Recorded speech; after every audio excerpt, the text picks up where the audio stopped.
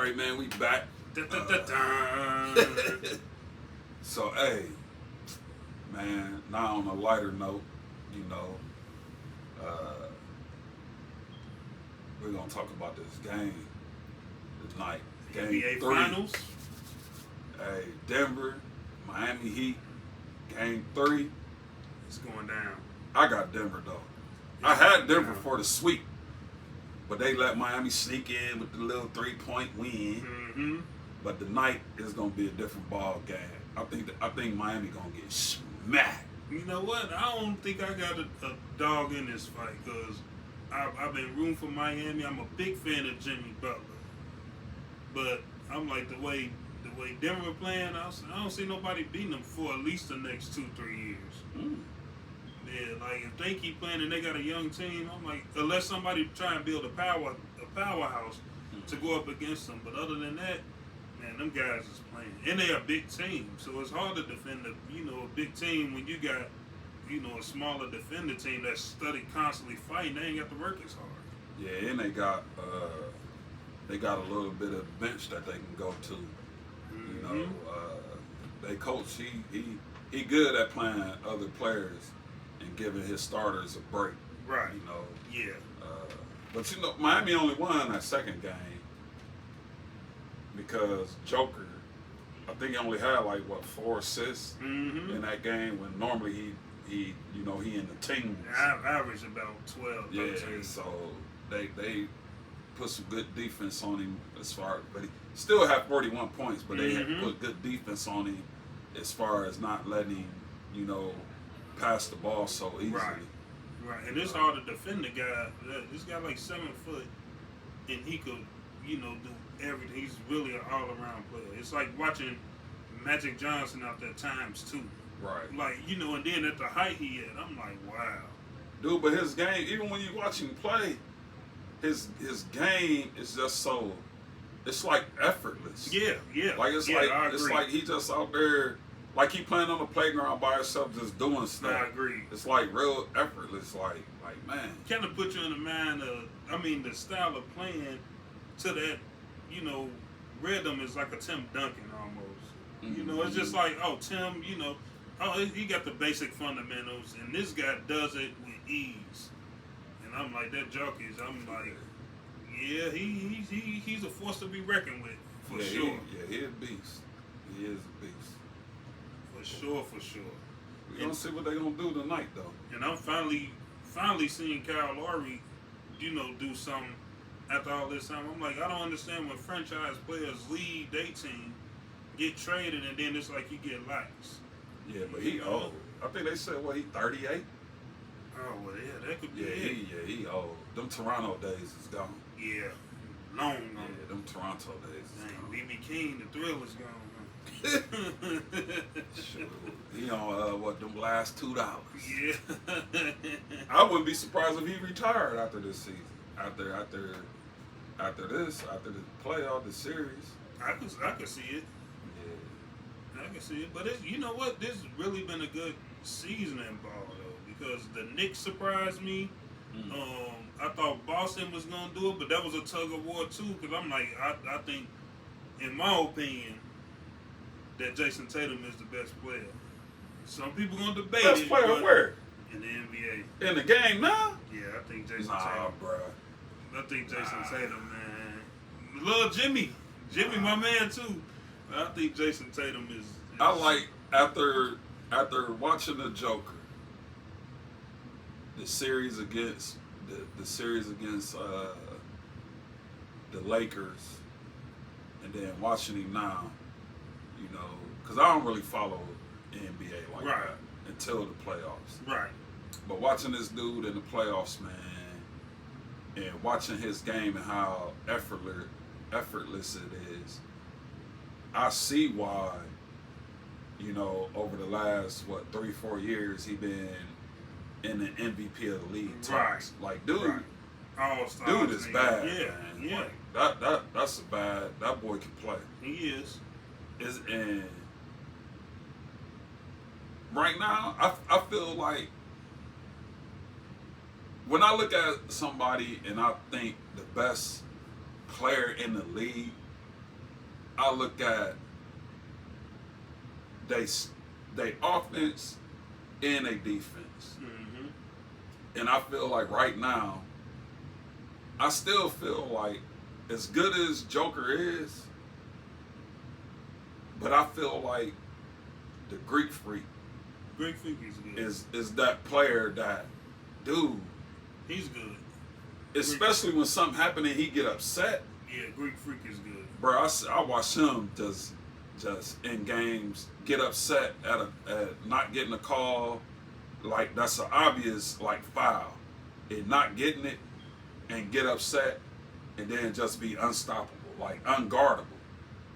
And it's like, dang, dude, like this dude he like, especially when he be driving the lane, right. It's like, dude, he just be gliding. And it's like people just be like, "Dog, I ain't even trying to get in this dude's way."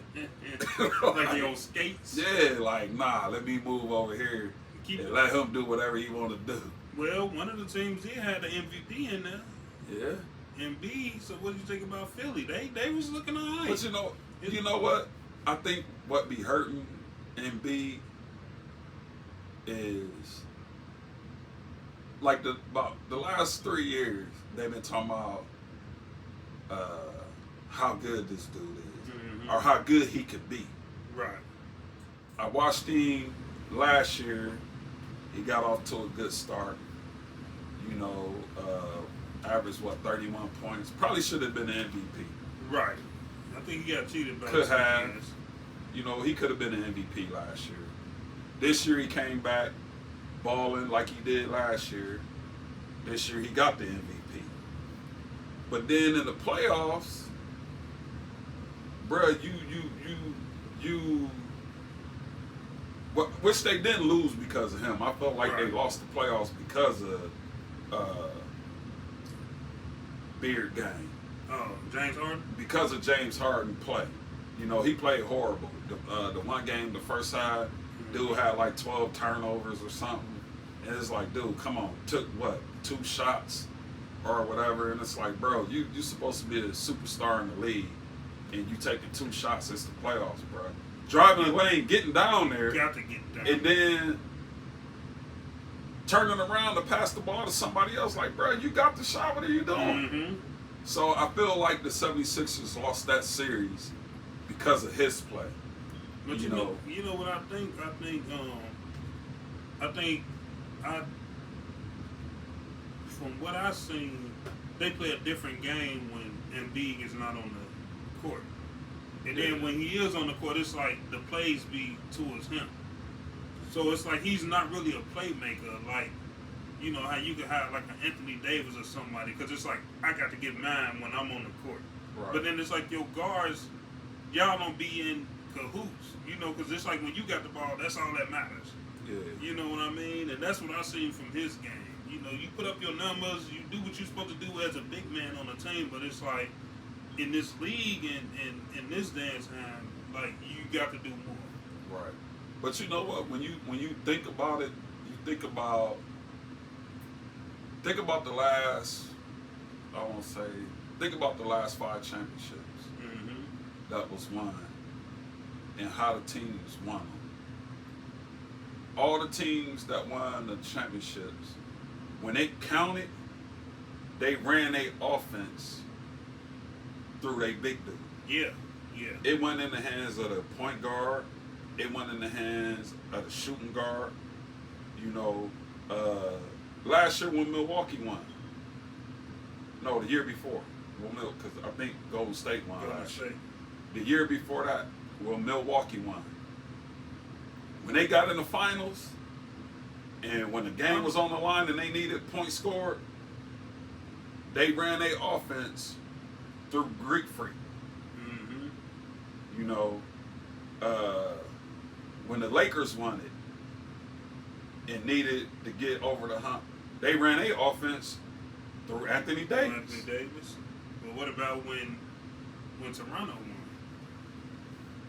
won? I mean, that was ran through Kawhi. But they had all the pieces there. They did. And then when he got there, that just solidified that, man, this is our time. But then the next year, I'm out. They could have kept that Yeah. team together, They probably, definitely and could. probably almost would have had a good chance of going back to back. But Mhm. you know, it's just crazy, man. How I don't know, man. I think some people agenda. They trying to get the money, which I understand it for Kawhi, dude. You won three championships with the With Spurs, San Antonio, yeah. so now you really trying to, you know, get as much money as you can. Right. Right. You know, so ain't nothing wrong with that. Right. But you know what? I think that's what's going on with a lot of these star players.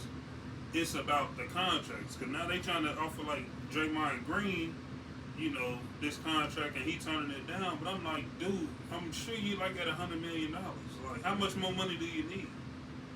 You know what I mean? You play the game for the love of it. At least that's how I thought it was supposed to be. Right. But it's like, oh, if you don't pay me this, then I don't want to, you know. Oh, it'd be like that till you get there. Till you get there. When you get there, I think your rookie season, your rookie contract, it'd be about, you know, let me shine, let me get my stats up so I know on these next contracts Right. I can get this money. Right. And then once you establish yourself as a star, you know, then it becomes, for some people it becomes about, let me get this money, let me play great and get this bag, secure this bag. Right. Then when I get the bag, it's like, okay, let me dial in on trying to win the championship. Right. With some people, they mindset never go to winning the championship. It stay about getting as much money as I can. Yeah. You know? Yeah, that's true. And that's one of the things I think hurt Carmelo. Like I think when he left the Nuggets, I think he never left to go to a team and say, this is a championship team. I think was every about the time he left, contract. it was always about how much money could I get. Yep, I can see that. You know, I never think the concept of I'm a great player, I'm one of the best in the league, and I need to find a team that is ready to win right now, but I feel like I'm that missing piece that can get them over. Right, the hump. right. I don't feel like he ever did that. No. You No, know. I agree. But then it's like you got some of them that go out, like you got like a Greek Freak, or you got like an Embiid, or you got like a Jason Tatum, and these guys got the big endorsements, they got the big contracts, and they still going out playing like they got to prove themselves. You know what I mean? And then you got a player like a Zion that's, you know, got all this hundreds of millions of dollars on the contract and endorsements, and you ain't even been on the court to perform. Like, I have yet to see you have like a season. His rookie year was alright, but it seemed like outside of that, it seemed like he been a no-show outside of his rookie season. But I think he had so much hype That's coming what in I'm thinking. with all the viral videos that went viral Right. for him about, you know, all the how hard he dunked with so much force and power. Yeah. And I think sometimes we calculate that as spectators on the side or fans of the game, and we say, oh man, this person gonna be nice. Mm-hmm. But not realizing, you know, almost every team with a starting five is a high caliber player, or once was a high caliber player. Yep. You Agreed. know, Agreed. so when you get there, it's like, you know, I think the pros is different from college. You know, the college basketball, you got teams that's gonna be, you expect to be dominant every year. You know, Mhm. your Dukes, your Carolinas, Kentucky. Kentucky, Right. UCLA, Right. schools that really built themselves off of basketball and not football. Right. You know, so you know, Kansas, stuff like that. Mm-hmm.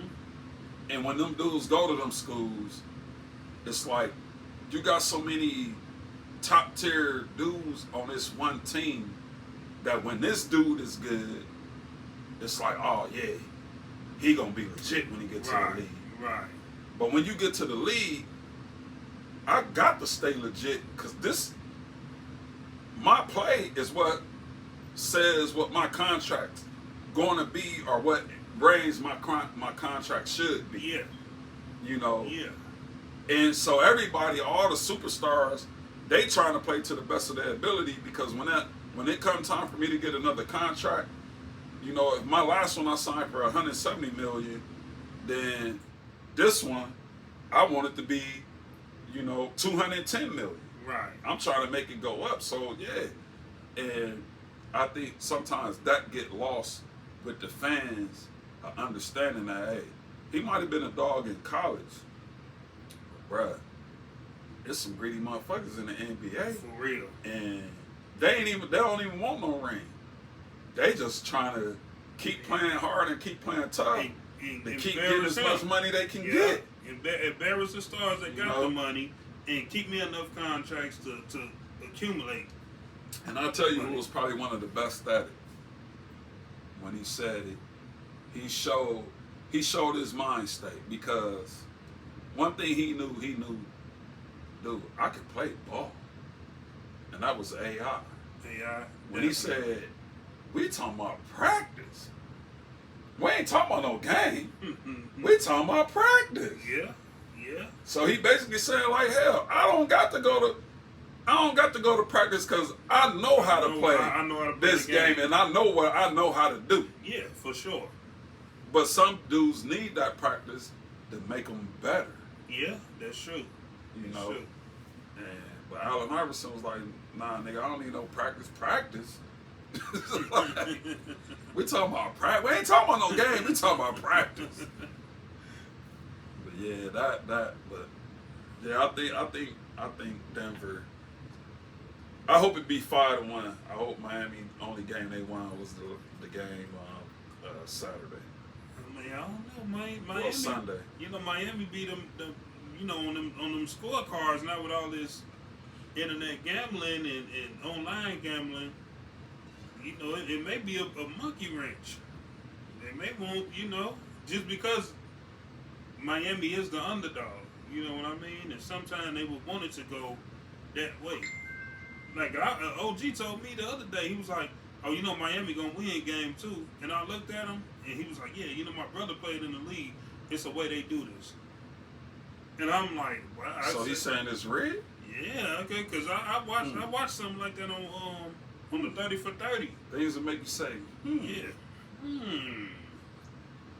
Yeah, but I mean, that's especially as a player. As long as you stay focused and play hard, then you can nail it in the bag against the best of the best.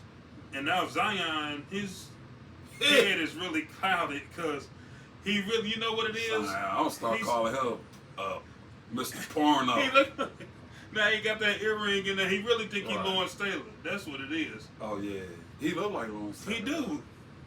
Maybe he should have just been a football. Zion, aka Pornhub. LT. Hey. But for me, winning the series, I got Denver. You say you got Miami? I can go either way. Cause I like, cause Denver showed me a lot, just watching them these last few games. But I like that push that Miami been bringing. Cause early in the season, everybody I bet to beat Miami, they didn't win. Like I went for the Milwaukee's, I went for the Boston's. It was like, dang, for real? Then it was like Miami that good. But then Vincent was putting up like 18, 20 points. And I'm like, well, who is this guy? So that's why I'm like, it could be a sneaker either way. So no, Miami all right, though. I ain't going to say they are all right. I think in this series, if Miami don't do it, then they're going to come back next year. And they really need a big man. Like, yeah.